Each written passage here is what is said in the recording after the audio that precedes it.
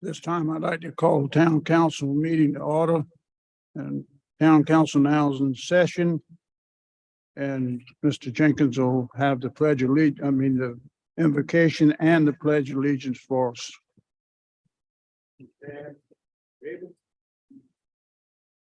Pray, Heavenly Father, we give you thanks for this day and thanks for our town and thanks for this opportunity to serve you. We ask you to bless those that protect us at home and abroad. And we're here, Lord, to do your will, nothing more, nothing less, nothing else. We ask all this in Jesus Christ's name. Amen. Amen. I pledge allegiance to the flag of the United States of America and to the republic for which it stands, indivisible.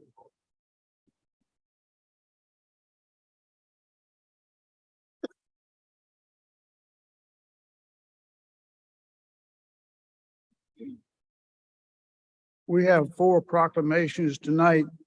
So at this time, I'll get Ms. Beth to call on them, and Mayor Pro Tem Bob Jackson's going to present these for me. So Bob, if you don't mind, if you'll stand up front there by Ms. Beth.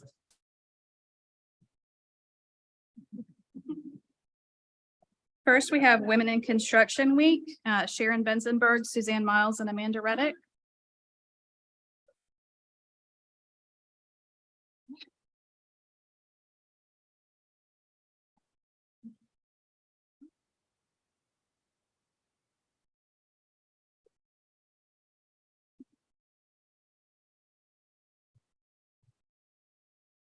Whereas the National Association of Women in Construction, South Carolina Palmetto Chapter 385, has distinguished itself for 4 years as the voice of women in construction in Summerville.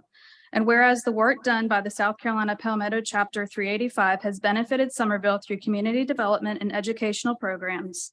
And whereas the Palmetto Chapter 385 has unceasingly promoted the employment and advancement of women in the construction industry.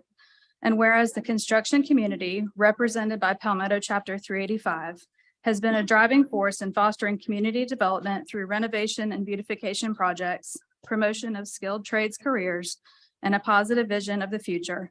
And whereas the Palmetto Chapter 385 has sought to achieve successful results for Summerville and surrounding areas in a cooperative spirit with other organizations, now therefore does Mayor Ricky Waring and the Town of Summerville Council hereby proclaim the week of March 5th through 12th as Women in Construction Week, and recognizes the South Carolina Palmetto Chapter 385 and its many dedicated volunteers for its steadfast work on behalf and support of women in construction.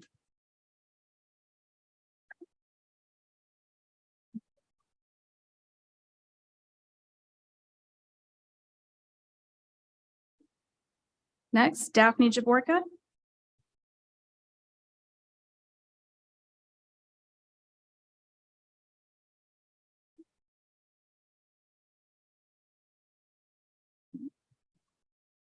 Whereas bleeding disorders which share the inability to form a proper blood clot are characterized by extended bleeding after injury, surgery, or trauma, and can lead to significant morbidity and can be fatal if not treated effectively. And whereas the Federal Department of Health and Human Services designated March as National Bleeding Disorders Awareness Month. And whereas this awareness month will generate greater awareness and understanding of not only hemophilia, but all inheritable bleeding disorders which affect millions of individuals around the world. And whereas this awareness month will bring light to the great scientific achievements in the treatment of bleeding disorders for which there is no cure, and the greater pursuit of advanced therapies and cures to these disorders. And whereas the bleeding disorders community's relationships with policymakers have fostered numerous medical and policy advancements beneficial to all those affected by bleeding disorders and their loved ones. Now therefore does Mayor Ricky Waring and the Town of Summerville Council hereby proclaim the month of March 2023 as Bleeding Disorders Awareness Month, and hope that this awareness month will foster a greater sense of community and shared purpose among individuals with an inheritable bleeding disorder.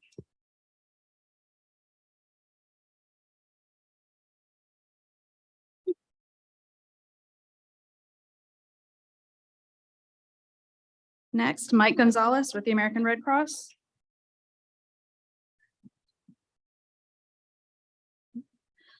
Whereas during American Red Cross Month in March, we celebrate the humanitarian spirit of the town of Somerville and reaffirm our commitment to helping ensure no one faces a crisis alone. And whereas in times of crisis, the citizens of Somerville come together to care for one another, and this humanitarian spirit is part of the foundation of our community. And whereas last year in the Lowcountry, over 630 active volunteers served in local communities, deployed to local disasters, and responded in person and virtually to national disasters like hurricanes and wildfires. And whereas Red Cross volunteers also helped more than 1,400 people affected by over 360 home fires in the Lowcountry by addressing their urgent needs like food, lodging, and recovery support. And whereas we dedicate this month of March to all those who continue to advance the noble legacy of American Red Cross founder Clara Barton, who lived by her words, "You must never think of anything except the needs and how to meet them." Now therefore does Ricky Waring, Mayor of the Town of Somerville, and Town Council hereby proclaim the month of March 2023 as Red Cross Month and encourages all Americans to support this organization and its noble humanitarian mission.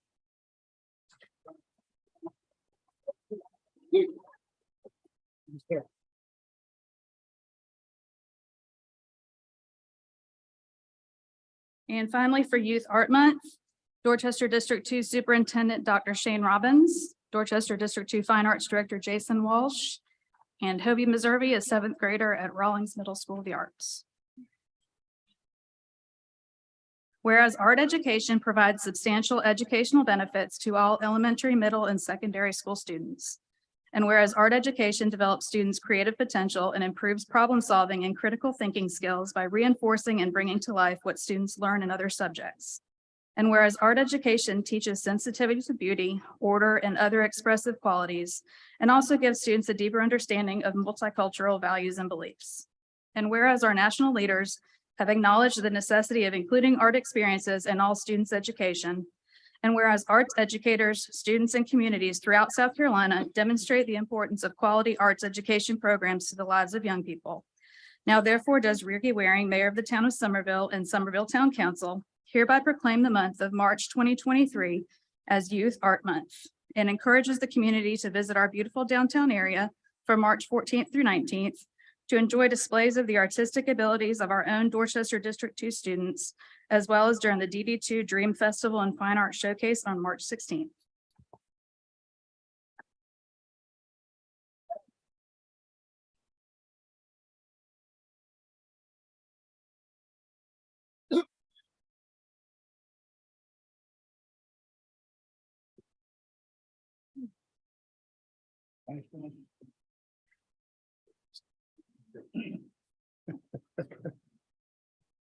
Thank you. Thanks to all of recipients. At this time, we'll take a town council meeting. We'll take a recess and we will open up the floor for a public hearing to receive public input on proposed ordinance approving and adopting a redistricting plan for the town of Somerville council districts.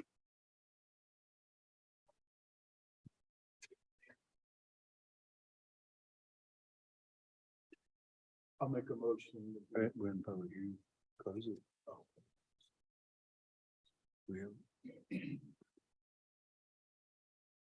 Do we have anybody that has any concerns? This is a public hearing, open to the floor. For anybody that has any discussion concerning your council district where you live, or anybody that may be concerned with getting involved in an election in the future. We got one coming up this year. We've got a gentleman here that could probably answer it for you if you have any concerns.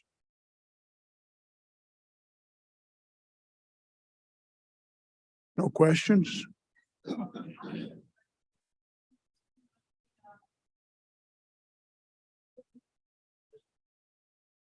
Who's talking? She said, never mind. Okay. I couldn't hear you, but. Anybody else?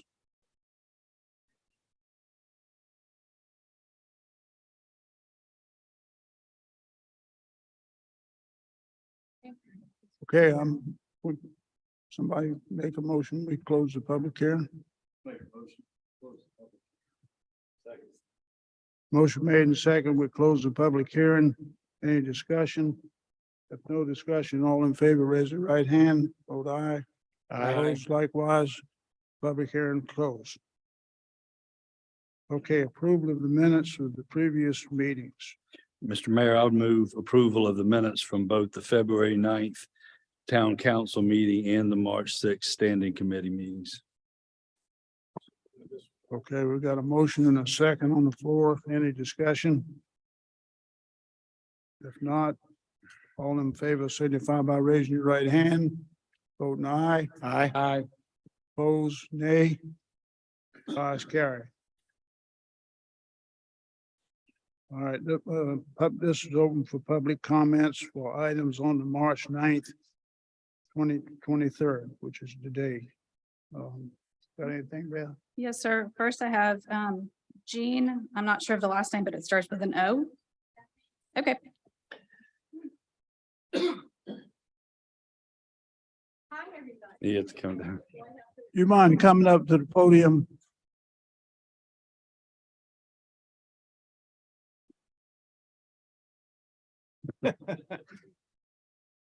That just happens to be the rule that somebody else made, ma'am.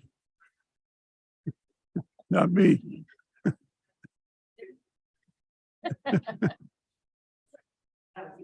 Go to the other, go around to the other side where the mic is. Go. Okay. Okay, go around to the other side of the podium. Now, Richard to help you.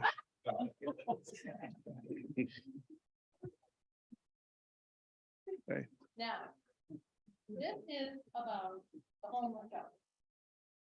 And. Can you speak in the mic? Oh, please, I'm so deaf, oh my God, okay? All right, now this starts with this, just a quickie. I live on, Bridges. Okay. So, I was at Creek Bend with my dog, walking, we were in the car. And it was on a Saturday at 10:30. A woman with an ID tag came up to me, and she said, so the man that she was with was clearly medicated, and he was on it.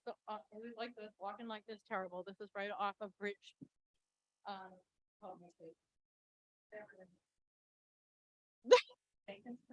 Beverly.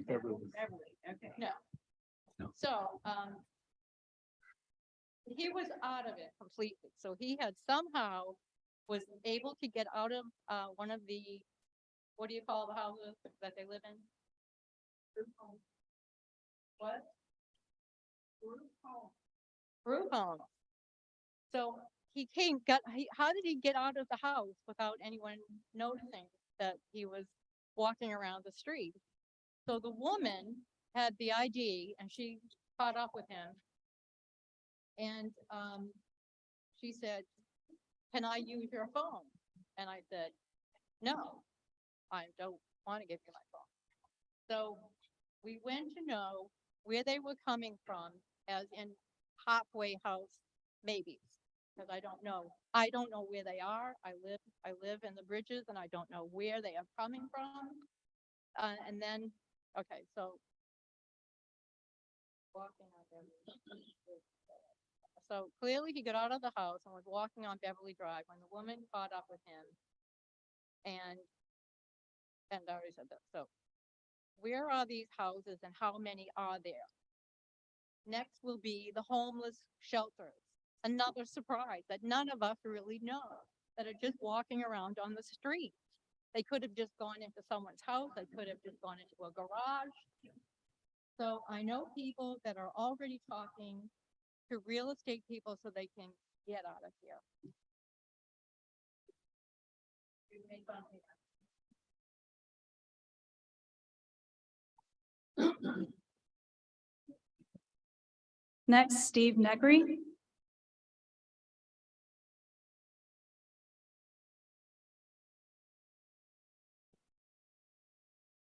I live in Somerville Place.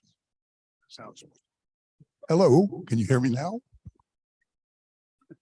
Okay. I live in Somerville Place. I've been there 16 years at this point. And what they're proposing to put up on Miles Jamison is maybe 100 yards away from my house. Football field walk. And I'm concerned on two levels for what that is going to be for us. One is the property values, obviously, but that's not what I'm really concerned about. It's why the property values are going to go down. You know, we're going to have folks wandering in the neighborhoods like this lady just talked about. They don't have any sidewalks out there, no sidewalks from where they're going to build to any kind of retail. And I don't know how they're gonna integrate into the neighborhood. I mean, we got the Bridges, we got Somerville Place, we got a couple of other neighborhoods in very close proximity. So anyway, I'm concerned about that. And I mean, it's kind of selfish, but every neighbor I've talked to has the same thoughts. They all feel the same way. Apparently there's nothing we can do about that at this point. The county is in control of it and they're going to put that facility there. So the next thing that I understand this council is going to consider is annexing that piece of property into Somerville. And I would advocate for that, as Somerville has more police than Dorchester County and should be able to help us if we have trouble out there. Of course, both agencies would respond to whatever goes on out there. We already have people breaking in cars at night and patrolling the neighborhood. And now we're going to have 2 buildings full of people who have nothing. And God bless them, man. But I work every day. I mean, I'm 78 years old and I'm still working 40 hours a week. And I pay my bills and I eat and I do the things that I do. So anyway, that's what I have for you guys. If you would, if you're considering annexation of that property, I would advocate for that. And I wish that I had a whole bunch of folks here with me to advocate for that. Everybody I've talked to feels the same way. Thank you for letting me talk. Thank you, Steve.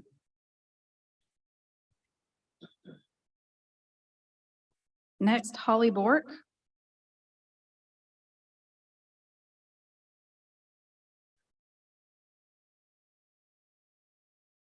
Good evening, Mr. Mayor, members of council. My husband and I are here to speak about the ordinance to provide an event use.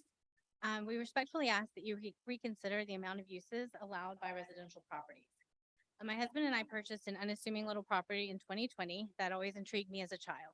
Previously, it was owned by the Cathcart family, of which Miss Lucy was an active member of the community of Heard. We were set to be married in November of that year, and that was at the Sand Dunes Club on Sullivan's. And they closed down due to the pandemic. So we ended up getting married on our property. And it was absolutely perfect. We had ample room for parking. We got married in the brick rose garden, and then we had the reception on the side. It was beautiful, and people still tell us to this day how much fun they had at our wedding. So over time, we started to see that opportunities like that weren't available here in the town. And we started thinking about turning our property into an event use or allowing it for that. We'd like to do that. The uniqueness of our property supports this use exceptionally well. And we're also well that public uses require us to carry umbrella policies, a restructuring of our estate, formation of LLCs, and also adding some modifications to the property as well. These are all things that we're willing to do as we really want to share our property with the town and turn it into an event use. However, we're currently zoned residential and we'd only be allowed to have 6 events each year as the ordinance provides currently. This makes our goal, and likely the goal of others, cost prohibitive. So we ask that council considers what a reasonable number of uses should really look like when considering this. We understand that the 6 uses is likely a caution being taken and suggesting because it affects more properties than just ours. It's also our understanding, and I could be wrong, because I have been multiple times trying to figure out the UDO. that- but it's my understanding that we have to apply for a special exemption through the BZA that would actually look at the uniqueness of each property before allowing the properties to have an event.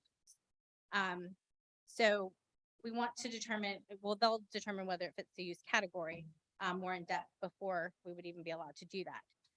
When I was a little girl, my parents bought the old YMCA building and we moved it a couple of blocks down to Laurel Street. And that house is owned the exact same way, but if you looked at it, it wouldn't fit this use. So even if they wanted to do that, I'm sure the BZA would go in there and say that that's not an appropriate use or an appropriate place to hold that venue. So all we're asking is that you guys look at how many uses would be effective for a residential property and not defeat allowing our property or others that could shine as an event use. Thank you.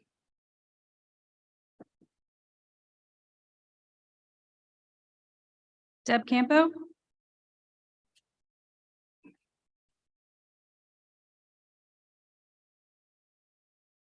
Good evening, Mayor and Council.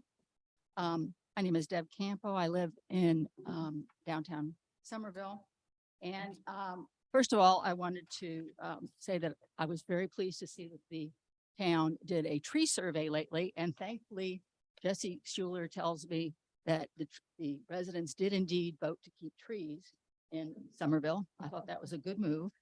The tree issue is actually related to two topics, two issues that I'd like to bring up related to the franchise agreement that is being given first reading this evening with our utilities. This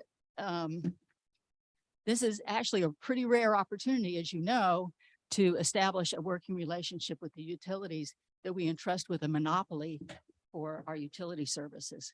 And I want to make sure that I understand and that the residents understand exactly what is called for here. My understanding is that there is a designated amount that the utilities are required to set aside for non-standard projects, non-standard services fund, and that the town is required to also set aside similar, the same amount of money for matching those funds so that projects can be, non-standard projects can be completed. Non-standard projects primarily seem to be converting existing overhead lines to underground lines and for existing customers. If these funds are not used, either the towns or the utilities, these funds roll over a 5-year period, which means there should be about 1.2 million in each of these funds because they have not been used over the last 5 years. I want to make sure, so I wanted to make sure my understanding of that was correct and that is where we're moving forward. The second point I want to make is that's not the only strategy, of course, to preserve our tree canopy in this city. I've actually collected a few ideas that I've pulled from other cities of other ways that they are preserving their tree canopy, which is important to the city. But this is the utility relationship is really crucial to our tree preservation. I also want, the second point I want to make is I want to make sure that you understand you have an incredibly talented tree committee. They have excellent expertise. And I hope that you will consider using them in a more strategic manner than they currently are now. They would be fantastic advisory committee to developing a long-term plan on how to best address preserving our canopy in many ways, not just with utilities. And I hope that you will consider using them in that way like many cities do. Thank you. Thanks, Deb.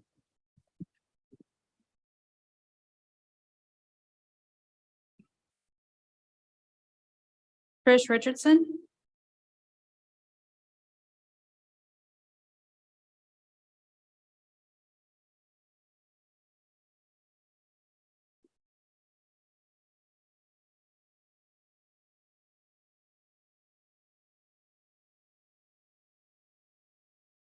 evening, how are you?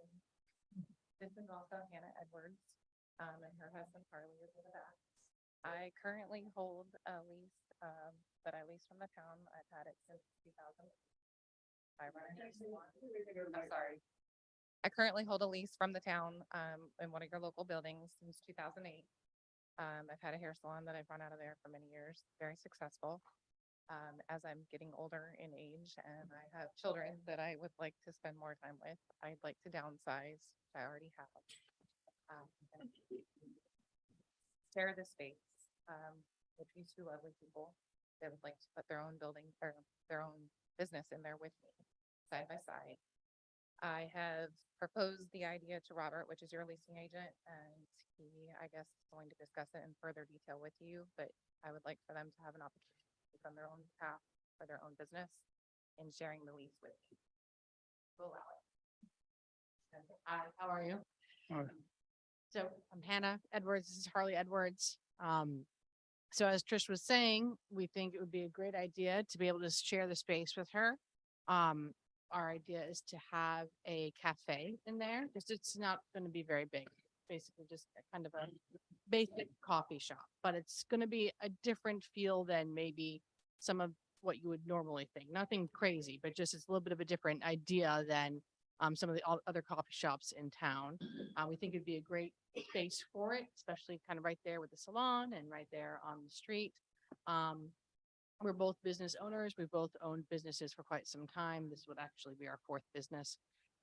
And I've been in the food and beverage industry for about 25 years now. And then we also own, my husband also owns an electrical contracting company as well as a construction company. And, but he's always wanted to open up a coffee shop. I mean, it's always been like a side dream for the future. And so this opportunity came and we were really excited about it. And we think it would be, we feel very positive about the potential success for it. So we'd love to have the opportunity to do that. And I can't say the name of it, but it'll be inspired because we haven't locked it all in yet. This is obviously the first step in our journey. But it would be inspired by Flower Town. So we definitely would have a, you know, in honor of Somerville. So, all right, I guess that's all. You want to say Thank you. Thank you. Said it all very well. something? Okay, good. Smart husband. For a living, so you know, that's, Happy marriage. all right, Thank you very much. thank you. Thank y'all. Oh, it's, right, no, right below us actually, basically, right here on West Street. Okay. Sorry, I thought you said that. Mr. Mayor, that's all I have for public comment for items on the agenda.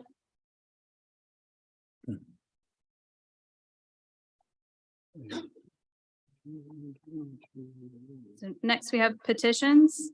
Petition by Dorchester County Community Outreach to annex TMS number 14614000009, located on Jamison Road and totaling approximately 3.45 acres, currently zoned CG General Commercial in Dorchester County, and will be zoned GB General Business upon annexation into the town of Somerville's municipal limits, and this would be in Council District 3. Mr. Mayor, to start discussion, I'll make a motion that we approve the annexation. Second. Okay, on those petitions on 7, we got a motion and a second.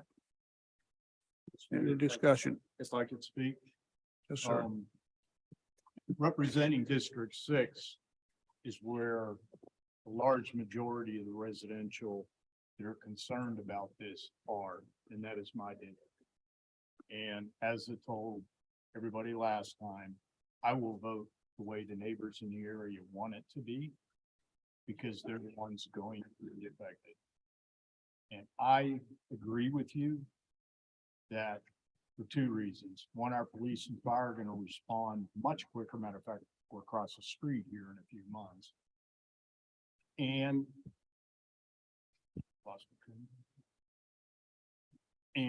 being the smaller area, I need to guarantee that we will respond and take care of that. And for that reason, I thought it would be much better for the town to have it and be able to protect it. They've already discussed adding lighting, make sure the road in frontage is lit. So the town did turn the same agency down in another location. So this is going to happen, and we would like to assist in protecting y'all. Well, I just kind of restate what was said at the last meeting, since there are different people here, it appears. Just to be very clear, the nonprofit corporation that owns this parcel has the zoning they need in the county to build this homeless shelter. This homeless shelter, unless they were to change their mind, this homeless shelter is being built in this location, period. The issue before us is whether we accept a petition for annexation into the town. There may have been other reasons like police and fire, but the primary, the overwhelming reason why we have this petition is that under our ordinances, if you're serviced by the Somerville CPW for water and sewer, and you're adjacent to the town of Somerville, you have to apply to annex in the town. They just had to make the application. It doesn't matter to CPW whether we accept it or reject it. Because they applied, they will get water and sewer, and this facility will be built, period. The issue is whether or not we annex it in the town. I won't say who, but another councilman said to me after last meetings, it seems to me that this is not in the town's best interest, but it is in the best interest of the people that live in the town's neighborhoods. And what they were getting at is, we're not getting any revenue out of this. And normally I don't want to annex anything that costs us money. I don't want to annex anything unless it makes us a lot of money. However, the points that have been made is this. We got a fire station right across the street being built. We have a lot more police officers in a closer area than the sheriff's office could ever provide. It's not a knock against the sheriff's office. They just got a lot more territory to patrol. So, you know, I'm going to go ahead and vote, at least at first reading, because what it appears to me is that as a lot of the folks in Somerville Place and other neighborhoods have looked at this and realized that this vote has nothing to do with whether or not there's a homeless shelter. It's just whether it's in the town or not. So at least for first reading, I'm gonna vote to approve. And I just, on response time, the boundary line, the residents are almost in Charleston County. It's only several feet, maybe a mile to the Charleston border. So Dorchester would have a long way to come to get there. Mr. Mayor, I'll add a couple other comments. In speaking with the HOA of Somerville Place, we got the feedback that the design standards and the buffer requirements of the town could help hedge against property value decreasing with this. And that is a benefit financially to the town, but it's also a benefit to you. And I've heard overwhelmingly that you want to be in the town. And because of that, that what's best for our citizens is what I'm going to vote for today. Mr. Mayor, Yes, sir. when this issue was first brought up, one of the things I thought about was one of the things that the people who were concerned about this was complaining that there was no sidewalks, there was no lighting and infrastructure. If they come into the town, then they would expect us to provide all of that. And so it will be an expense on the town. I'm sure they will get better police protection and maybe fire protection if they come into the town. But I just wonder, you know, what we would have to provide. If they're part of the town, they expect to get the same benefits that everybody else in the town does. And this property is is good distance away and, it could be something that we'd be spending a good bit of money on. I just thought I brought that out. We need to think in terms of when we annex properties, is it a win for the town or is it something the town could lose money on?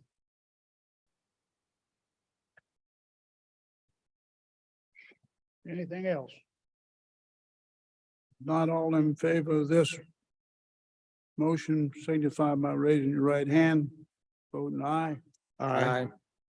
Opposed likewise. The ayes carry.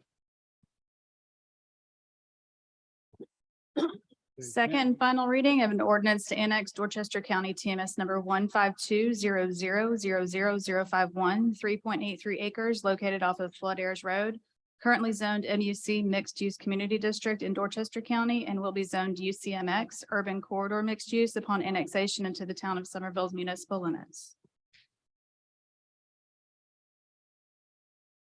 I'll make a motion. We give second and final reading for this. Second. Second. Okay, motion, we got a motion and a second. Any discussion? Yeah, Mr. Mayor, if I could, this is in my district and, I spoke with a representative, for the development here and he was able to answer a lot of my concerns, about how it's being developed right now. I'm gonna go ahead and vote for this tonight. I still have concerns about the commercial that's being built and that they have a separate parking area just for them, so it won't affect the tenants or the townhomes that are going there. I would also hope that the commercial building would also have their own entrance exit, so that won't be affected by the tenants. And I'm glad to see that there was a study done and it looks like it at least that this is not going to be any more expense for the town, but hopefully it'll also make us a little money with the commercial there. Mr. Mayor, I voted against this at first reading and I will go ahead and vote against it again at second reading. I had, even in last month's meeting, I did commend the developer for coming back to us, as Ms. Gardner Smith says, with an improved plan. The first plan had us losing $2 million over 20 years by annexing this. They put more commercial in it. They kept the same number of apartments, however. And so as Ms. Gardner Smith says, the projections now is that it won't benefit the town financially, but at least it won't cost us $2 million. And I really feel like this proposal is a cautionary tale for us. This is outside of our planning area. It's we never intended to have Slansville in the town of Somerville. That never crossed anybody's mind 5 years ago or 10 years ago. It's right, if you know Central Avenue, it's right across from Bud Knight's farm. This is not an urban corridor. We're going to make it an urban corridor. We're going to zone it urban corridor mixed use. That zoning was when we adopted that as zoning in the UDO, it was for Trolley Road. It was not for Slansville. And the idea that you can have this much development, all 6% money, multifamily, all commercial, and the town not even get any net gain out of it is, to me, a signal that we need to look very, very, very closely at everything we annex. And even with the homeless shelter, I agreed to vote on it tonight on first reading, but I'd like to know between now and April, the best projection staff can come up with is how much it will cost us to have the homeless shelter when the company, the nonprofit corporation that owns the property and is going to build and operate the homeless shelter, they don't need us.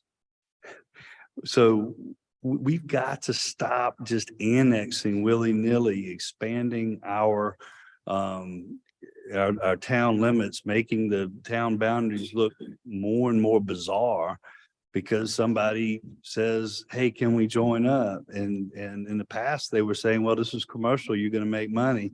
And what we're finding out is that the first proposal, which was also all 6% money, was gonna cost us a couple million. So I just, this is not Somerville, and we're gonna make it Somerville. It's definitely not an urban corridor, and we're gonna make it an urban corridor.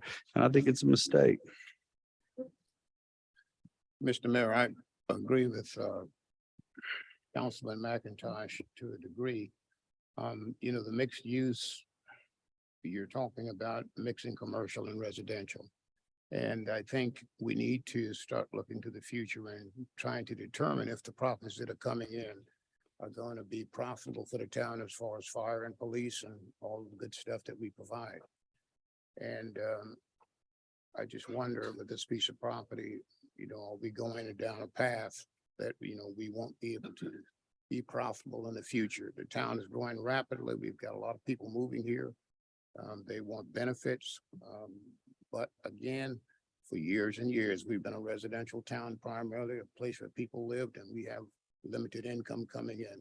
We have no industry hardly, other than the mill over there on Maple Street.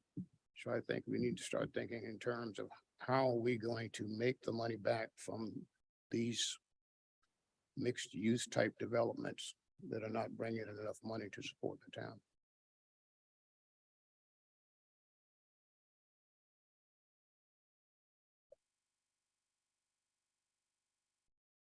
I agree. But there's a give and take. Most of our tax money comes from Berkeley County, by and large. I would never want to vote to bring in what came out there that was farms. I mean, there was only one commercial business out there on the corner, is Luke's Motorcycles. But it does pay the bills. This is kind of a mix of residents and yes, it's pretty far out. But just like the homeless shelter, if we don't take it and enforce our standards, the county can. In May. We don't know.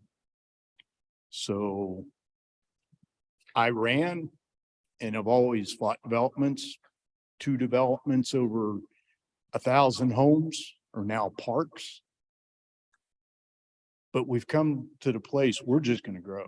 There is nothing. And do we want to oversee that growth, or do we want it just to go to the county, who has a much larger view of things than we do?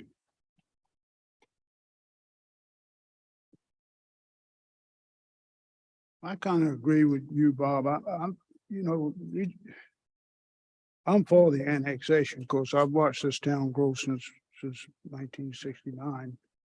And we've grown with no question in residential areas because that's all we had.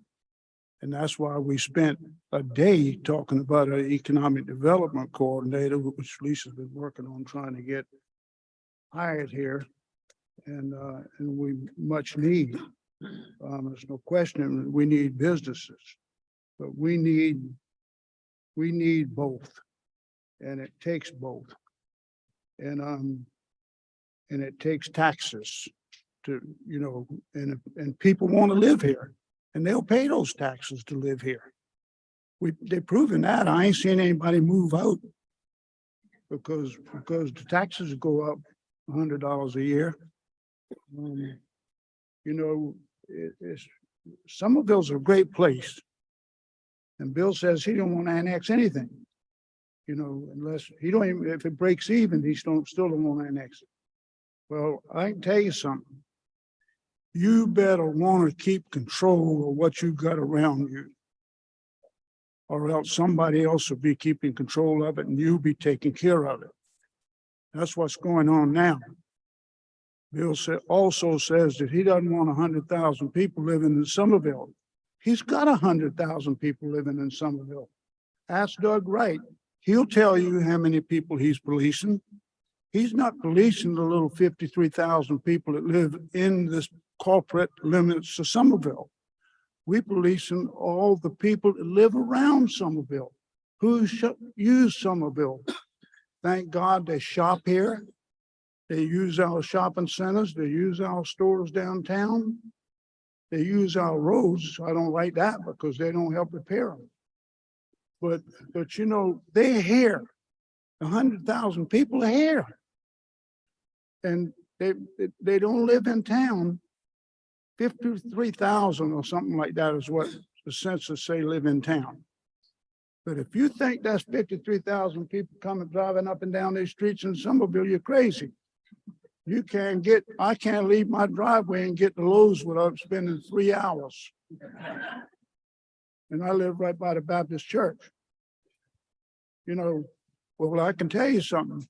For a man to say that he doesn't want Somerville to have 100,000 people, he needs to look at what's going on around here. We got 100,000 people. And this little annex tract out here that we're talking about annexing, I would rather annex that. And it's not a negative annexation. It will eventually one day probably be a positive annexation, and we'll have control of it. Because Somerville can't grow anywhere that way. And it can't grow too much more towards Berkeley County. So we either got to go west or go north. And, you know, you can say you don't want us to grow, or somebody can say they don't want Somerville to grow and they're living in a dream world. Unless you want to put a fence around you and then you go drown. So we got to think positive. And I look back where we were when we had probably a budget of about maybe not $1 million, I can tell you that, when I came to work here. And we were starving. We picked up our own garbage, you know, and I sat around with a bunch of councilmen. We were begging for growth. It was like St. George is, I'll compare it to St. George, not saying anything negative about St. George because I got a bunch of friends up there. But they're going to grow too. They got to, because we pushing people that way. But we don't need to turn down anything going up the Berlin Myers Parkway like this place is. You know, this is a good move as far as I'm concerned. It's not costing us anything. Not if we're doing the smart thing and not cutting franchise fees and not cutting taxes. We can't do that and survive. Which is on our agenda tonight, to cut franchise fees that have been that way since Bill put them on there. And now he's recommending we cut them. For the record, I voted against it. That was Bill Collins that did that. Huh? No, you want his counsel. And I voted against it. Well, now what? Now why you voting to cut them? I voted against raising them. Now I'm for cutting them. Okay, good. I hope you get outvoted. Mr. Mayor, But Mr. Mayor, I was going to add a comment whenever you were finished, sir. You just okay, let me- anyway, all I'm saying is, because I'm for this annexation, but everybody else got to say something while they were against it. I wanted to say something too. And I'm done, but that's my take on things as far as Somerville's growth. And by the way, no matter who's sitting at this diocese up here, and I'm not gonna live that much longer, even if I live another 20 years. Somerville's gonna grow. I don't care who's sitting up here, Somerville's gonna grow. And I'll yield to you, Mr. Judge. Yes, sir. I just wanted to, I know there's a lot of discussion surrounding this, and it is, while it's on the outskirts of our boundaries, it is contiguous to existing property, of course, that's within the town of Somerville. And it's at the termini where South Main Street and Berlin Myers comes together. So having this piece of property within the town limits, number one, we get to uphold our highest standard, which is what I would consider far greater for our community, but also far greater than the counties, as well as we are now expanding what we are adjacent to. And everybody knows intersections are rich with commercial opportunities. I believe that this space would provide us future opportunity for commercial property, which would lead to more revenue and benefit the town greatly. So that's why I'm voting for it.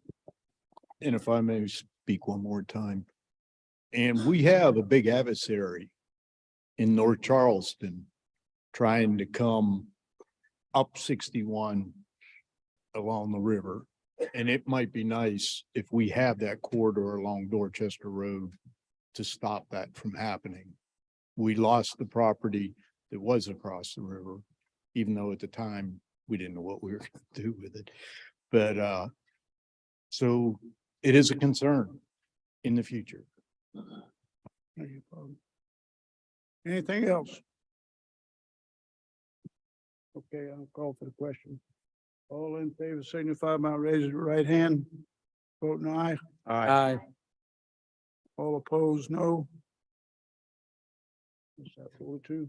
5-2, I mean, okay. Next thing. Second and final reading of an ordinance to annex Dorchester County TMS number 152-01-02-007, 13.24 acres located at 116 Flood Ears Road, currently zoned R1 Single Family Residential in Dorchester County and will be zoned UCMX Urban Corridor Mixed Use on annexation into the town of Somerville's municipal limits. I'll make a motion. We give this second and final reading. Second.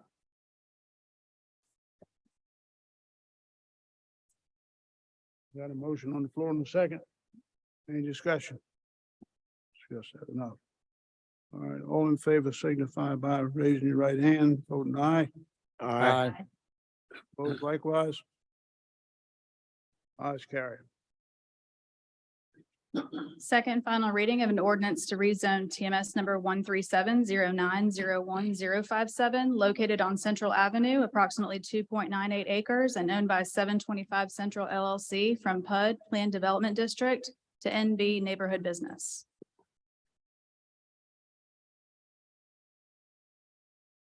I'll make a motion that we give second and final reading. I'll second. Got a motion, we got a second? Okay, any discussion? Yes, Mr. Mayor. This property came up before, and at 725 Central, there's some affordable housing there for apartments. And when this piece of property here came up, which is adjacent to that, I thought perhaps we could consider that for affordable housing, but apparently the council had a different idea. But I think we also need to be looking forward and thinking in terms of affordable housing as this town grows. Because we're gonna need those who can afford the expensive homes, and we're gonna need people who just need a place to live so they can have a job. I think we need to start thinking in terms going forward of planning for affordable housing. I think it's something that all municipalities that are having a lot of growth have to deal with. Mount Pleasant is having the dickens with it right now. And there's a lot of other municipalities that's facing this. And we're the 7th largest city in the state. I think we need to be thinking in terms of affordable housing. Thank you, sir. Thank you, Ron. Anything else?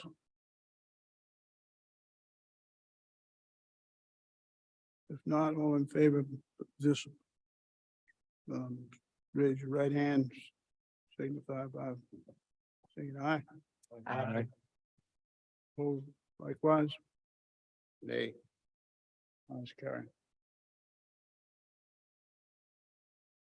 Second and final reading of an ordinance to rezone TMS number 13612041112 at 629 Parkwood Drive, approximately 0.38 acres and owned by James C. and Tina J. Horn from GR5 General Residential, 5 units per acre to NB Neighborhood Business.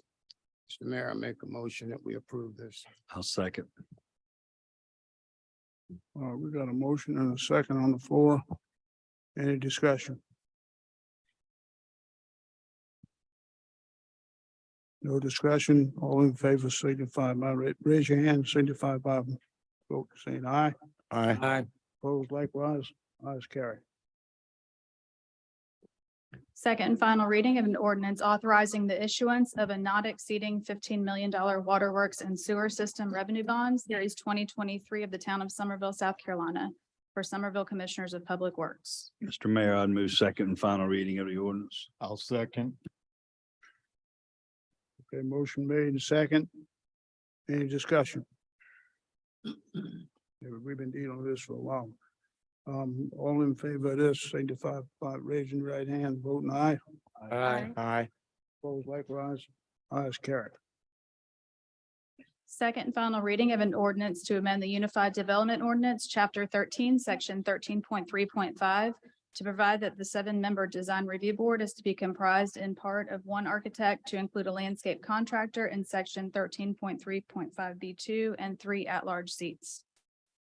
Mr. Mayor, I'd move second and final reading of the ordinance. Second. Motion on the floor in a second. Any discussion?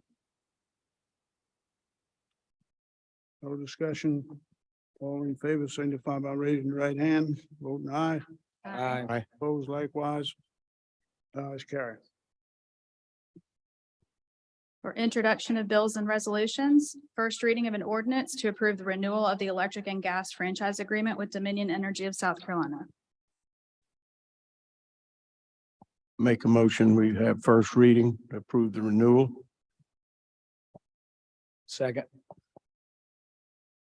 A motion on the floor to have first reading on the ordinance approving renewal of electric and gas franchise agreement. All in favor of this? Pub- No, wait a minute, discussion. Mr. Mayor, this came up last time and I did make a motion at the time to amend, this franchise agreement to show the 5%, franchise fees reduced to 3%, which of course is the amount that ratepayers pay on their bill that comes to us. And I think from the beginning of the time we had franchise fees until 2012, they were set at 3%. In 2012, Mayor Collins did propose that we raise the franchise fees from what it had been for decades, 3%, to the maximum allowed by law, which is 5%. And the pitch was that we were going to designate that extra 2% to road building. And I think our experience with that has been mixed at best. And the reality is to build any kind of roadway, to build a 1/4 mile of new road basically eats up the difference. And, you know, from the beginning, from 1847 to about 2012, the town never built a road. We've owned roads, we maintain roads, but somebody else built the road. And I think we've seen from just absolute, costs increasing exponentially month to month in the road construction business, that we're never going to raise enough revenue to be in the road building business, to stay in the road building business. And we need to get out of it. And we need to cut people's utility bills back to what they were from the beginning of franchise fees until 2012. So for that reason, I would move to amend to reduce the franchise fees from 5% to 3%.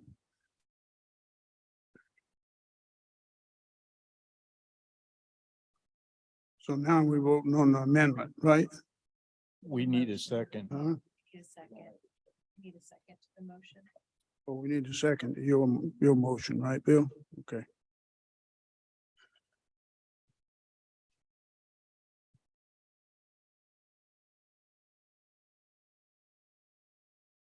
Second. Motion's up. Yeah, no second. Your motion dies. Back to the original motion. Now we're back to the original motion. Right, And there is a motion and a second on that. right. So And that motion has the 5%, right? Right. Mayor, if I may speak, Yes, sir. I voted against this. Sir? I voted against this. The franchise Increase. fee? Yeah, you, me and Kimma. Yeah, but we're past that. We're just passing the agreement. Then it failed for lack of a second. So this is on passage of the franchise fee. I just wanted to say why I'm voting for it. For the agreement? Yeah. Okay. We built Bear Island Road. And like Bill back then, I didn't know that we wanted to get into that business. And a lot has happened since then. We have a new exchange out in that area that Bear Island Road goes to. I use Bear Island Road a lot to get by the traffic on Main Street. And this money, while it may not afford us to build a road, it greatly enhances our chances of getting money from chats at the county or the state. Because all these people like seeing that the town and the residents of the town are willing to pitch in to pay for part of their own roads. If you look at the roads around here, we pay very little of it. Most of it comes from the county or the state. And most of this franchise fees right now are used to pay back the bond that we use to build Bear Island Road.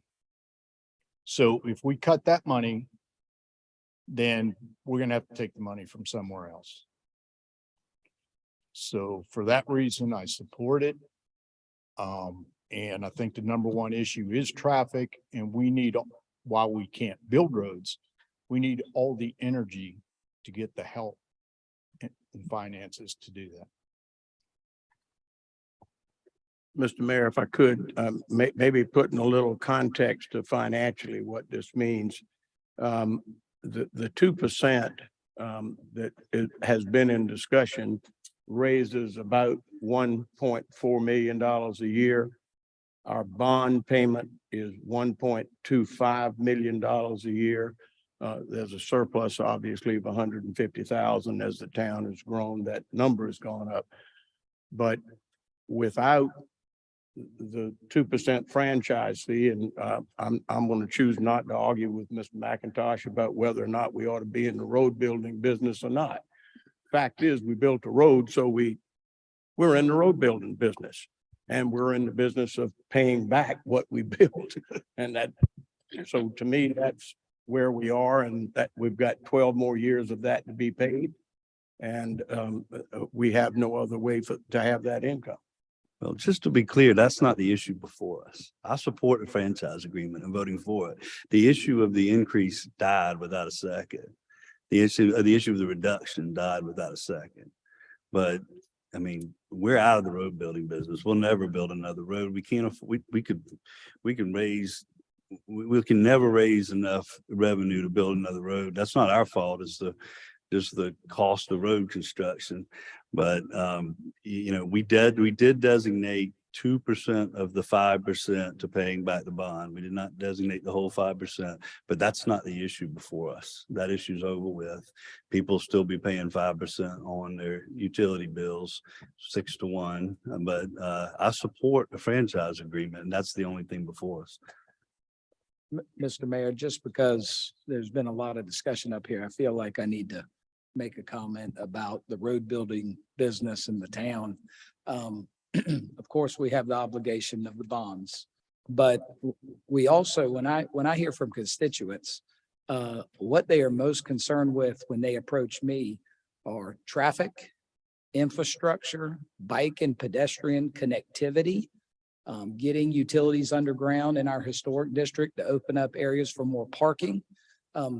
All of those, I believe, fit within our right of way and could be utilized. These franchise fees could be utilized in the future to solve some of those problems. And I think we need to be very thoughtful with what we want Somerville to look like in the future and be very careful of making knee-jerk reactions. So that's why I'm voting for it. I just want to make that clear. That's why you're voting for the franchise fee agreement?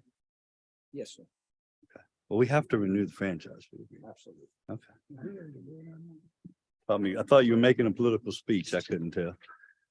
We have a motion and a second. I think it's finished. Yeah, okay. Let's vote on this thing. All in favor of this, raise your right hand, vote aye. Aye. Opposed likewise. You know, vote. Voted aye.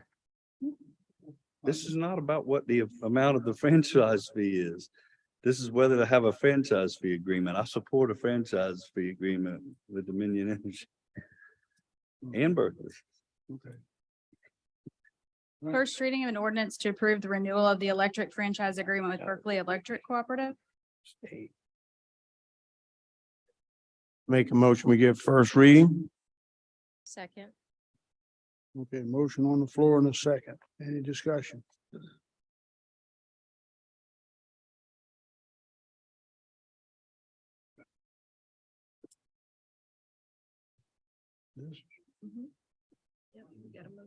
Okay, no discussion.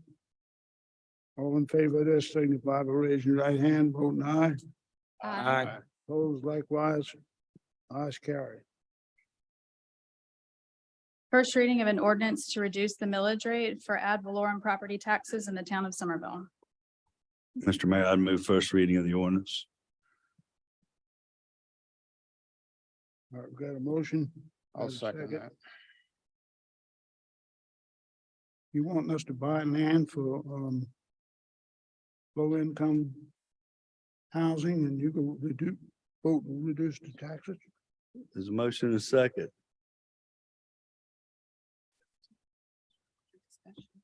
Okay. Got a motion, second. Any discussion? Yes, Mr. Mayor. Last year, in May or June of last year, we increased, our millage rates in town by 6.5 mils, and we did so on a verbal amendment to our budget. And we did so without the benefit of a completed and finalized audit for the previous completed year. What we've seen since then is a couple of things. We've seen that when we did get the audit in the last year, we have a finalized audit for in 2021, we ran a $9 million surplus. It'd been helpful to have had the audit before we voted. The other thing that we've seen, and we saw it on Monday in our finance committee meeting, was we're 2/3 of the way through the year. And our projections for property tax revenues with the last year's tax increase, that we've essentially collected everything we've projected in just 8 months. So just as I predicted last year, property tax rates don't equal revenues. Revenues grow when the economy grows.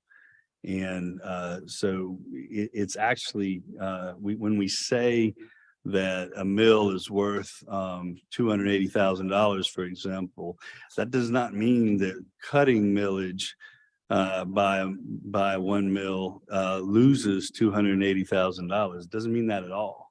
If the economy is prospering, if we're attracting successful entrepreneurs and businesses to the town, the revenues continue to grow even though the tax rates haven't changed. And that's what we saw in the previous decade. We've seen property tax revenues grow year over year over year without raising taxes. We've even seen property tax revenues increase in the years that we've cut millage rates. The vote last year to raise the millage rate 6.5 mils was ill-informed, it was unwise, and it was unnecessary. And this would just take us back to the millage rate that we had before July of last year. I guess I'd like to say, I agree with you completely. But you're not voting with me, are you? No, because we're reducing taxes before we get a budget. Well, That doesn't, you're doing what you just criticized. Yeah. And that little bit of revenue that came up, we have not built any major capital infrastructure in this town since I got here. This building was the last thing built. Our police are packed into corners in a fire station. Our fire station has to be in the station because they don't have any offices in the building. And I don't think Somerville wants second-rate public safety. And we don't know what we need yet. But when I just think about those two buildings, that's way above and beyond what we're going to get. And we need them. I actually agree with you, except for that we don't use property taxes to pay for capital expenditures. We never have. What we use for capital expenditures, as you know, is our impact fees, hospitality accommodations taxes, and what we've often done is because we've been Ms. Harper here, when she was our finance director, we were very, very conservative in our revenue projections, which is why we ran surpluses year after year after year. And our fund balance exploded from about $11 million when I joined this council to about 20 million. And what we've done is from time to time, it's gone from 11 million to 20 million, even though from year to year, we have taken from fund balance for capital expenditures. So I'm not against capital expenditures. I just know we don't spend property tax money on capital And expenditures. maybe we need to discuss that in the budget and have a fund for first, we've got meetings coming up, Parks and Rec, capital gains, all that, to decide what we need and what we can imagine to go for. Then we can look at what we have to have right now. And that is coming. But I think we should have a budget. This town needs to move forward with infrastructure. We have never done that since I've been here. This was already about done when I got here. So we need to support our citizens with expanding public service and the rest of the infrastructure. And Mr. Mayor, if I could, with the thought that, reducing our millage rate is, it sounds great. But then I hear some other council members and, where our budget retreat's coming up. I think that I would like to have a little bit more information. Yes, I would like to reduce our millage rate slightly. I wasn't totally for when we rose it last year, even though I believe I did vote for it. I'd like to reduce it a little bit, maybe not as much as Councilman McIntosh would like to. When do we have to have our rate given to the county? I believe it's August. In August? So perhaps we have time to look at this a little more. And we can talk about it at the budget retreat. I don't mind voting for first reading of this tonight, and then gives us more time to look at it to see whether we should really follow through on the second reading or not. Well, I would just say that's exactly the approach that I've taken on the homeless shelter, that giving it first reading allows us to keep talking about it. What the change that took place that I think Councilman Jackson describes took place when Mayor Johnson was mayor, and it was his philosophy that you do your budget, what your needs are first, and then you set the millage rate. And we kind of went back and forth with him about that. But prior to that, when Mayor Collins was mayor, the setting of the millage rate was the second thing that was done in the budget process. I was about to say the first, but that's not true. The very first thing that happened in the budget process under Mayor Collins was we had our auditors come to us and present us a finalized audit from the last time that there was a last completed year. So we got a draft audit in January, and I thought that we would have a finalized audit presented in February. That didn't happen. We didn't have it presented in March either, but I mean, we've all seen the draft audit. We've been told that there are not going to be major changes. So I just philosophically disagree. I think the budget process works like this. We get the audit presented to us. We decide how much we want to tax our citizens based on the audited numbers from the last completed year. And then when we decide how much burden we're going to place on our citizens and taxpayers, then we decide how we spend it. And that's how it was done really most of the time that I've been on council, and it puts the citizens and taxpayers first. So I would hope that we could give it first reading, maybe put off second reading until after we get the audit presented to us. Mr. Mayor, I want to echo a few comments up here. I have a very strong desire to reduce the tax millage personally. I think that is something that all of us contribute to, and it would be great. It would be fantastic to be able to at will reduce the taxes on all of our folks. However, we were placed in this position to be responsible stewards of our town.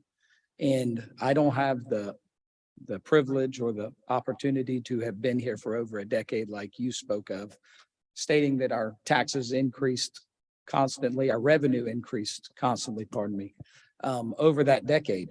What I walked into last year was very different than that. We did not have an audit in hand for whatever reason. I know there's a lot of reasons for that. We were in budgeting meetings, and during our budgeting meetings, we were being presented a balanced budget by using one-time ARPA funds that could have threatened our bond rating. I don't think that's the sound of good stewardship. We had no capital expenditures in that budget ordinance of any significance. And even the insignificant items like police cars that you would want on a regular replacement cycle, they were not included. And our public safety deserves to be able to have a vehicle that works. It was alarming to me that we struck all of that out of our budget. And some of those items on the capital expenditure side, we're going to have to pay for in the future. So we kicked the can down the road, which means we're going to have a higher expense ahead of us. Councilman Jackson mentioned the facilities needs. We've had a lot of deferred maintenance with our very conservative process in the past, where we need to get a better handle on what our expenditures are, what our obligations are, and where we want our town to be in the future and what we want our town to look like. So I don't think it's prudent at this time from the information, the facts that I have. One of the sidebars you mentioned, the surplus, the large surplus, but if you recall, switching budget to the half-year cycle, starting from July and ending in June, the front half of the year is where all of our revenue is collected, okay, on a normal calendar basis. So think of the springtime as when your revenue comes in, but in the fall time, all of our expenditures go out. In our January financial update, I believe we were near $13 million expenditures over our revenues. So that put us in the hole by $13 million. So from a cash flow standpoint, if you're thinking like a business person, we need to be prepared for the first half of our new fiscal year, which is in the fall going into winter, before our revenues come in the spring. So for all those reasons, I don't think we have a firm enough grasp on those items to make a reduction in our millage rate. Probably sick of hearing stuff, but just a couple of thoughts. Since $9 million sounds like a lot of money, and it is a lot of money. But 4 million of that is for an emergency fund, another Hugo coming through. So there has to be funds set aside for that. That leaves a remaining $5 million, which is still a lot of money. But what Mr. Touchberry touched on is we had absolutely zero capital spending in our budget. None. We had very poor wage increases for all of our workers. We are far behind our neighbors. And so using that 5 million for some of those, particularly for a capital expenditure fund within our reserve fund, is, I think, very prudent going forward. Mr. Mayor, I do want to add off of Councilman Jenkins' point. Our staff is fantastic here at the town of Somerville. I think everybody, all of our citizens who encounter and interact with our staff are very pleased, especially our public safety staff. They stand head and shoulders around our neighbors. And for not having given them a respectful cost of living increase during a year of maximum inflation, I almost feel ashamed that we have not taken care of that. That was also spoken at our strategic planning retreat, and we still have not picked that up. And that is something that must be done, from my opinion. And I agree. We were about 5% behind everybody to start with. Now they've given 10% raises through their whole system. I believe Mount Pleasant even gave $3,000 bonus just to get people to stay until they could do their budget. And if we don't do that, we won't have to worry about extra administration because they'll be gone. One last thing, Councilman Jackson kind of reminded me that I'd forgotten. Goose Creek and Mount Pleasant are our closest comparable neighbors. We're the 7th largest municipality now. Goose Creek is the 8th. Goose Creek will pass us, and that's an arms race I don't want to win. But Goose Creek is the closest to us in the whole state in population. Mount Pleasant is our neighbor. It is larger than us, and I think Greenville may be in between us, but we're 7th currently, soon to be 8th. And I think Mount Pleasant is 4th or 5th. But it's also a council form of government. It calls itself a town like we call ourselves a town. So they're our closest comparable neighbors. This would move millage rate, our tax rate for our businesses, for our homeowners, but what often gets overlooked is our renters, because anytime a landlord gets an increase in taxes or insurance, it gets passed right through to the renter. We're talking about going from 66 mills to 59.5, where we were last year in the year before June. So the fiscal year 22 budget, the fiscal year 22 budget, the fiscal year 21 budget, the fiscal year 20 budget. And each of those years, our property tax revenues grew. Goose Creek is at 53 mills. Even with this reduction, Goose Creek will be significantly less. Mount Pleasant is at 38 mills. The same property in Mount Pleasant gets taxed at a rate of almost half. That's what attracts businesses. That's what attracts investors. That's what builds wealth. That's why cutting taxes doesn't cut revenues. Cutting taxes actually increases revenue.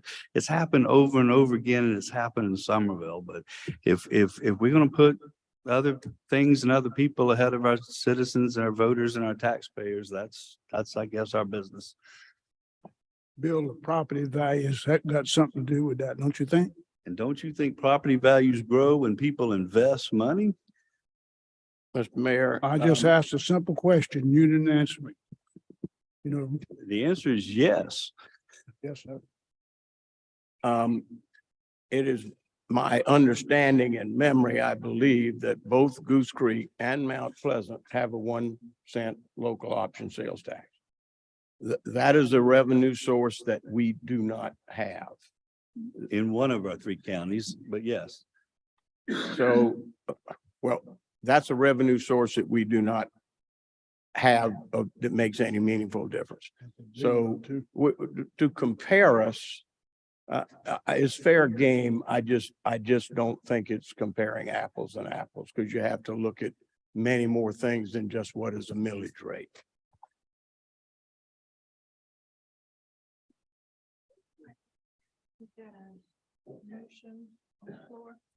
Yeah, we got a motion on the floor. And what's the motion say? First reading to reduce the millage. Okay, that's the motion. And we've discussed it enough. So all in favor of this motion to reduce millage, raise your right hand and vote aye. Aye. You're in your eye. And All opposed? Raise your right hand and say nay. Nay. Nay. Okay, motion denied.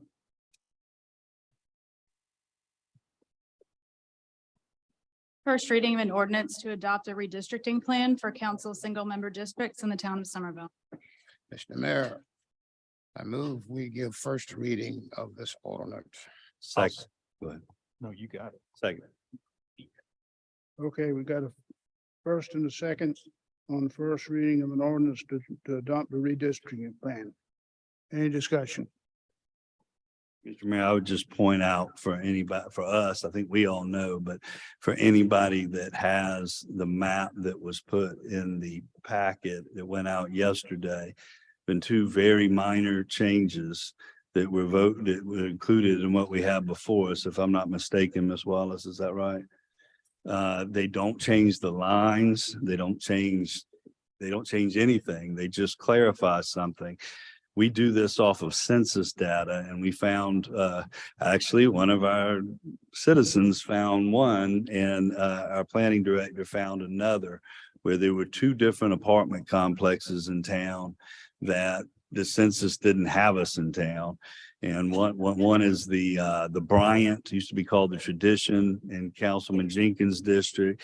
And the other one is called Abbey Lane, I think, and that's in Councilman Brown's district. They've always been in the town. They've always been in those districts, but the map and the statistics that went out yesterday did not include them, and they're now included. That's how you get census undercounts. When the census came in at 50,000, we knew it was wrong. Well, those two apartment complexes alone were probably close to 500 people that they put in unincorporated Berkeley for the Bryant, and unincorporated Dorchester for Abbey Lane. So that's the change. That's the only change from what went out yesterday. Thank you, Bill.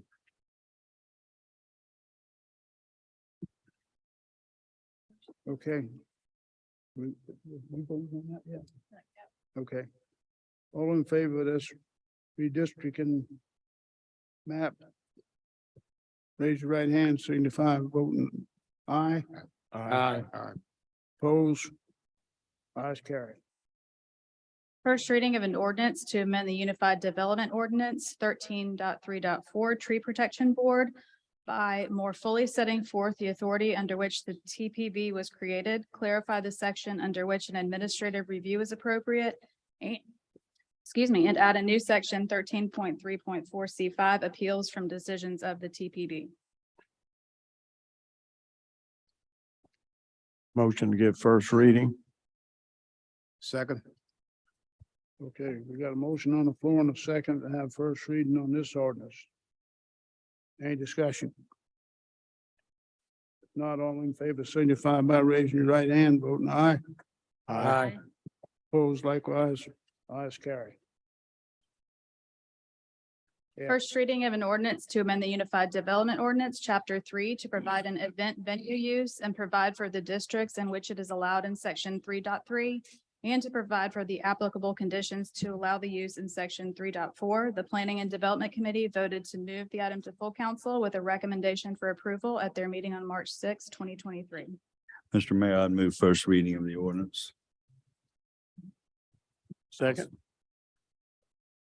Now that we're in discussion, I'm going to vote for this. I would like to get more information and understanding of the people that would like to make their house an event place. I mean, that's where it is, and there's a lot that goes into that, but I don't want to hold this up for that.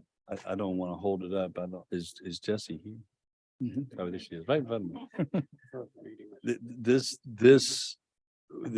The key point is that right now, under the UDO, there was no zoning classification which allowed event venues. It just wasn't a named use anywhere. So this is a process to, these folks that did speak to us about wanting to use the Cathcart House really did us a favor by pointing out that there's not a zoning designation that would allow this use. So I'll have more to say about it at second reading. I do think that, if I'm not mistaken, they are also, these folks are also advocating for some things that are not in the ordinance as written, but we'll have next month to address that. Mr. Mayor, if I might, I looked at this too. I was a little confused at first. When it talked about districts in which it would be allowed, I thought it was talking about the council district, but I don't think it's the council's districts. I think it's location of where the homes are, et cetera. I don't think it's something that we would allow in the historic district, for instance. So this is the first reading. I'm okay with that. I think we'll get more clarification for the second reading. Anybody else got any discussion? Y'all want to go ahead and have first reading on it and then we can discuss it. The committee can discuss it. Motion in a second. Huh? There is a motion in a second on the floor. Okay. All right. All in favor of this, signify by raising your right hand, voting aye. Aye. Opposed likewise. Ayes carry. First reading of an ordinance to amend the Unified Development Ordinance, Chapter 13, Section 13.8.2A4 to exclude demolition of non-contributing accessory structures. The Planning and Development Committee voted to move the item to full council with a recommendation for approval at their meeting on March 6, 2023. Mr. Mayor, I'll make a motion that we approve this for first reading. Second. Motion on the floor in a second. Any discussion? If hearing none, all in favor of this, signify by raising your right hand, voting aye. Aye. Opposed likewise, ayes carry. First reading of an ordinance to amend the Unified Development Ordinance, Chapter 15, definitions to provide the definition for event venue and to correct the definition for utility pole. The Planning and Development Committee voted to move the item to full council with a recommendation for approval at their meeting on March 6, 2023. I'll make a motion that we approve this. Second. Motion on the floor in a second. Any discussion? Here, no discussion. All in favor of this, signify by raising your right hand, voting aye. Opposed likewise. Under miscellaneous, authorization for town administrator to sign a memorandum of understanding between the Somerville Police Department and North Myrtle Beach Police Department for manpower assistance during the Memorial Day weekend for their Atlantic Beach Bike Festival. Mr. Mayor, I would move authorization of the memorandum of understanding. Second. Motion made and seconded. Any discussion? Hearing none, all in favor of this, signify by raising your right hand, voting aye. Opposed likewise, ayes carry. Consideration of potential renewal of lease for the Senior Citizen Center.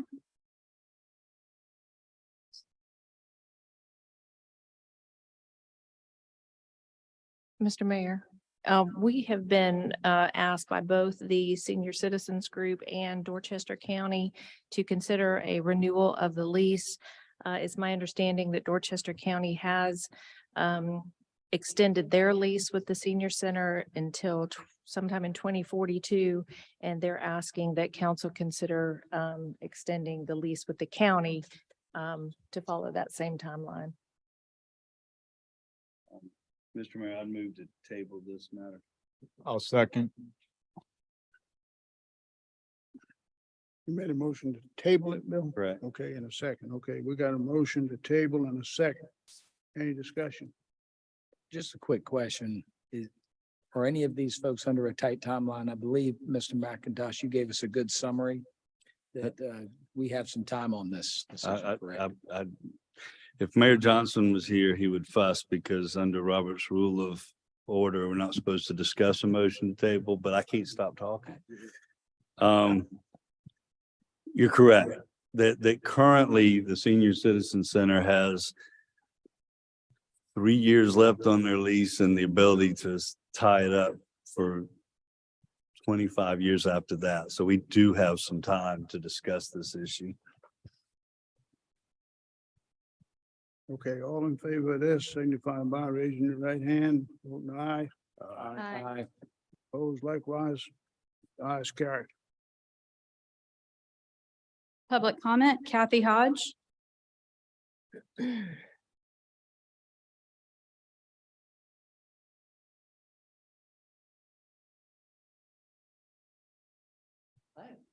y'all Right. so much for letting me to speak tonight. My name is Kathy Hodge and I'm an active master gardener for Dorchester County. And by the way, I think Somerville's doing a pretty good job with the activities downtown by drawing people. I don't know if that's in your hat, but it's a good feather in your hat. But as I tell you about Clemson Extension Master Gardener Program, I want you to kind of envision how a partnership could help with Somerville. First of all, the master gardeners are trained to share their knowledge with the community, and that's their purpose. They receive 40 hours of intensive practical horticultural training and must continue to update that certification to be active. And there's approximately 60 active master gardeners in Somerville, Dorchester County. So Somerville has at their fingertips some pretty awesome knowledge on environmental and landscape information. And some of the things the master gardeners do and could do for Somerville, you know, if we had an office, I want to answer questions and requests for horticultural information. They work with 4-H youth, school gardens, and senior programs. They will speak to garden clubs and civic groups. They can create programs based on community interests such as composting or weeds. And I guess I have a vision of a demo downtown Somerville to draw people downtown. They plan and conduct educational garden tours. I mean, Somerville garden tours by master gardeners. I mean, that's just an idea to throw out there. But at the Somerville Farmers Market booth, we have as many as 50 to 100 contacts every Saturday that we're there. And so I think there's a need there. I think they could be a valuable asset to Somerville. And of course, all these feed into y'all's mission statement. But why I'm here is that the Clemson Extension and the Dorchester Master Gardeners are looking for a location for a Master Gardener office. The space doesn't need to be large. It just needs to be a small office somewhere that we could staff with volunteers from 9 to 12, 5 days. Clemson will provide a phone line, a computer, and internet if needed. Kicker is it has to be rent free. Most of the offices in South Carolina are housed with the extension office, which is in St. George. And there was a comment earlier about not a whole lot going on up there because Somerville is the population hub. And we need an office in Somerville to serve the community. And I think it would draw people from all over the county downtown. I mean, they could drop their soil samples off and go shopping or have lunch. Anyway, in the late 1990s, there was a Master Gardener office downtown. It was partnered with Trident United Way. I don't know if any of you were here then. And then, of course, the space was renovated and the rent, now it's rented. And then they partnered with Summers Corner to help draw people to that neighborhood. And then that space was rented, so I got kicked out of there. And I was speaking with the extension agent, Christopher Burt, yesterday. And he said last year that there was some building on Miles Jameson, I don't know, that they thought they were going to partner with. And right now that's out the window too. So the Dorchester Master Gardeners are homeless right now. And I know that's where we are today. And my hope is that the town maybe could find space among its buildings. And if the town cannot locate space within their properties, maybe you could talk it up among your friends and colleagues. If you have any suggestions for us, or I would appreciate any information. I don't know how you would contact me, or I would contact you. But I just think the advantages of the partnership is endless, and having a Master Gardener office downtown or somewhere close to town would be a real value. And thank you for listening. Thank you.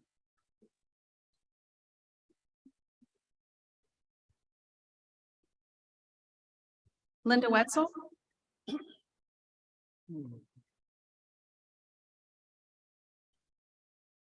afternoon.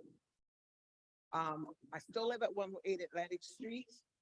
The gentleman came to clean the ditches today. Why clean a ditch when you don't rake up the debris and it goes right back in the ditch, clogs the ditches up? I was told that it's a county thing, but the town came in and cleaned it up today. Okay, and behind my house, the noise is still there. I'm gonna be 70 years old on Wednesday, and I'm retired. You got, Asheville East has a better sound barrier fence. All they have is a picket fence in my backyard to say that they're gonna, keep the noise from over there. Okay, the restaurant Fish Camp on Central Avenue and Parkwood Drive, that is a danger. You got big 18-wheelers, beer trucks bringing the food or bringing whatever. I can't even, nobody can get through through Parkwood Drive. And I've talked about this several times, and nobody has done anything. And I'm just sick and tired of you ignoring the complaints off of Atlantic Street. All of the stuff that's been going on, it's behind my house, directly behind my house. And nobody comes over. When the county came, okay, they got eaten up by mosquitoes because the slush and dust and trash in the backyard behind my house. Nobody cleans their ditches up. And you got mosquitoes. And I can't enjoy my backyard, $40,000 house or whatever. And I keep getting barrage of calls of people wanting to buy my place. I tell them $3.3 million. They need to have it. I'll give them $10 to have a good night's sleep. Or stay in my house in the morning and be able to watch TV without hearing a tick, tick, tick. The county says they have a right. Bud Knight has put several companies back there, and it's been an ongoing thing since 2005. And it's not fair. I have a right to live. That house has been there since 1959, and nobody has helped us or helped me since I've been there. The other lady, she died, and when I bought it, hell came through. All the town ordinance or county ordinances changed, and it's not fair. And for Black History Month next year, I was wondering, can you please honor these Black women who were the midwives in Somerville? One died on Monday, Miss Carolyn Dees, and you have Miss Esau that used to live off of Bryant Street. Her house is still there. I remember we were talking the other day about my mother's first 5 children were Miss Esau delivered us. And now Miss Carolyn Dees has died. These are some women who need to be honored in Dorchester County. We honor everybody else all over the place, football players and stars. You got people from Somerville who need to be honored also. Thank you. Matthew Lightsey,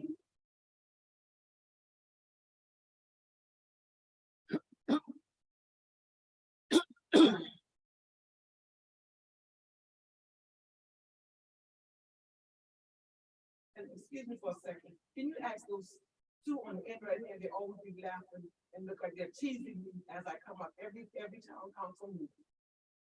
Disrespect. Okay, I'm Matthew Lightsey. I moved here recently, last year, and I was made aware, recently of an old ordinance that makes it a misdemeanor to skate, roller skate, or just like inline roller skate or skateboard on any, by the word of the law, any public sidewalk or street within city limits. Just today, actually, I was doing more research and I found another ordinance under the same chapter, chapter 28, that makes it also a misdemeanor to ride a bike or a scooter on a sidewalk. By the wording of the law, I could pull it up. So I'm here today to ask the council to consider removing section 28-4 of the city code and amending section 28-45 in regards to bicycles and scooters. Because it would by the word of the law, it would make someone's son or daughter, niece, nephew, grandchild, make them a criminal just for riding skates or roller skates, skateboard, anything on their sidewalks. And there are no concrete definitions within the chapter of what constitutes these devices, for lack of a better term. And it's just, it kind of blows my mind. It's a misdemeanor by the word of the law. And I previously got two ordinances removed in Hartsville that were similar, but nowhere were they anywhere near misdemeanor level. I work with the mayor there, the former mayor and the current mayor. Casey Hancock is the current mayor, and Mel Pennington was the former mayor. If not for Mel Pennington, I probably would have gone through with petition council because I was harassed by a police officer there and a business owner just for riding my board downtown. That was my main method of transportation. So I would ask the council to consider amending and or removing these ordinances. Thank you. Chris McClure.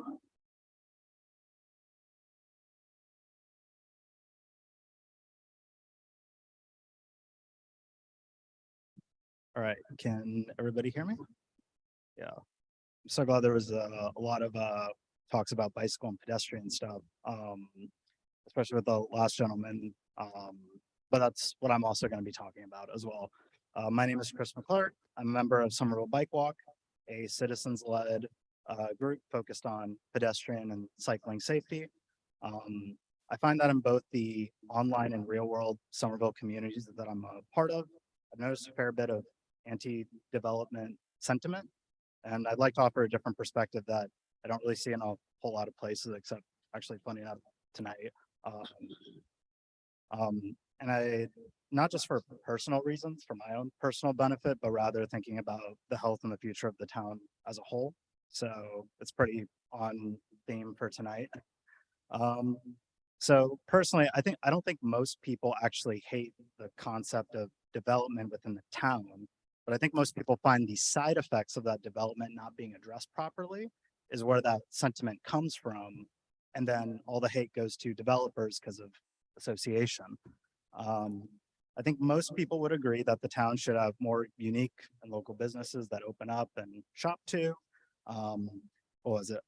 Places for people to live, and more opportunities for jobs and career. And like Mr. Aaron Brown was saying earlier, affordable housing that isn't more than 30–50% of your monthly income or take home pay due to low supply.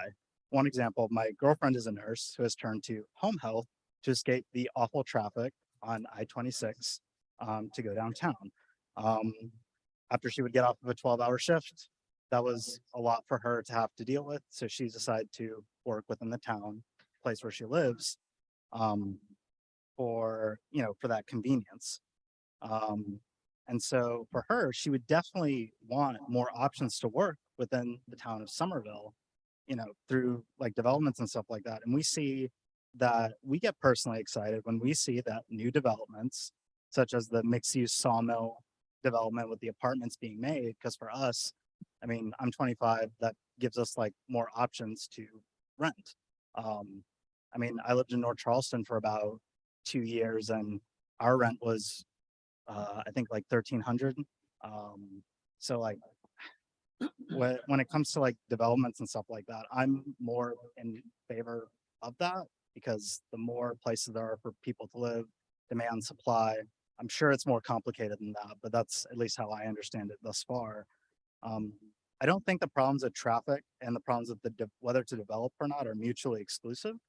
I think you can address both concerns. You can grow and then you can also handle traffic. One example I would use is identifying choke points and bottlenecks and addressing them with better, more modern solutions like synchronized traffic lights, roundabouts. I know one example, Berlin G. Myers, there's 2 lights on 78 and Berlin G. Not that one, but the one behind Palmetto State Armory, like it's such a short distance to go 2 lights. And then, I see that and whenever I drive on Berlin Myers, there's not a whole lot of traffic. And I get it, that's me personally, but it seems to be like a bottleneck that's making it harder, that's blocking up traffic. I think another untapped tool in the town's belt would be having more pedestrian and cycling infrastructure. If people felt a lot safer to cross the street, there were key sidewalk connections. They can travel these short distances without using their car to have to contribute to traffic congestion. I know a lot of people that probably wouldn't feel safe walking from Hutchinson Square over to Coastal Coffee Roasters.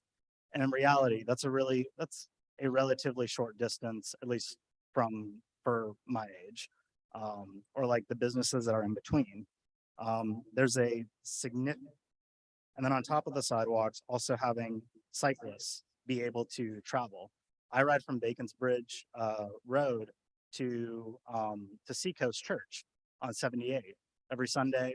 And whenever I try to ride around within the town. There's a really significant triathlon, cycling, and running community here. The problem is we get shoved over to side streets. We have to find all these weird routes that, most of the route is okay, but then there's like 10, 20 seconds where you wonder, okay, am I going to get hit? Am I going to make it home?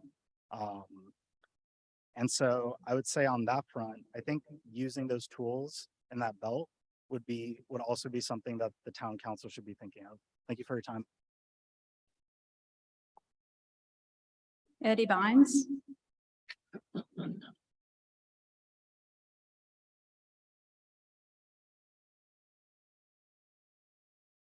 Good evening, to the Mayor and to the members of Town Council. I'm honored to be here this afternoon, and it's been a long day, and I know that you all have had a long day as well. So I'll be brief, but I want to commend the mayor and this council for the approval of the first reading of the bill to adopt an ordinance, the ordinance to plan single-member districts in the town of Somerville. Now, I know that some of you may receive calls asking you when it comes back up for the second reading not to support this. But I just want to encourage you to stand tall and be firm in the approval of this when it comes back up. It will come back up another time, I believe. Is that correct? Well, I will be here. And I thank you for what you've done. And particularly, I thank this mayor and I thank Mr. Brown and all of you. And make us proud.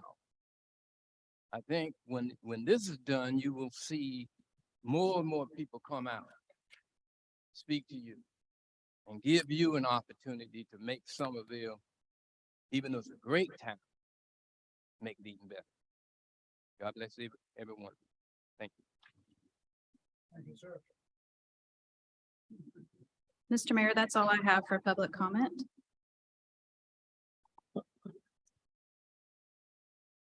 Thank you, Mr. F. Mr. Mayor, I'd make a motion, we go into executive session to discuss contractual matter related to lease of 100 West Richardson Avenue, Suite C, Somerville. Personnel matters related to the fire department and personnel matters related to Director of Community and Economic Development search. Second. Motion on the floor and a second. Any discussion? All in favor of this signify by raising your right hand, saying aye. Aye. Opposed likewise.